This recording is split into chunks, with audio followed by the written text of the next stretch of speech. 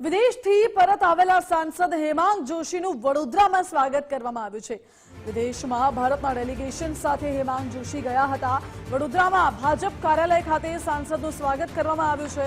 Indonesia, Malaysia, Japan સહિતના દેશોની મુલાકાત કરી અને વિદેશમાં આતંકવાદ મુદ્દે ભારતનું વલણ રજૂ કર્યું હતું। આ સાથે તમામ પક્ષોએ ભારતનો મજબૂત પક્ષ રજૂ કર્યો તેવું નિવેદન હેમાંગ જોશી આપ્યું છે।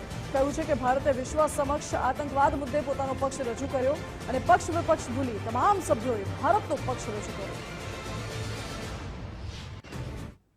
આતંકવાદના વિરુદ્ધમાં કોઈ ઓલ પાર્ટી ડેલિગેશન ભારત દેશ દ્વારા મોકલવામાં આવ્યું હોય તો ઇતિહાસમાં આઝાદી પછી આ પહેલું ડેલિગેશન છે કે જે માનનીય વડાપ્રધાનશ્રીના નેતૃત્વ હેઠળ પક્ષ વિપક્ષ તમામ પાર્ટીઓએ સાથે મળી અને ત્યાં ભારતનો મત રજૂ કર્યો છે।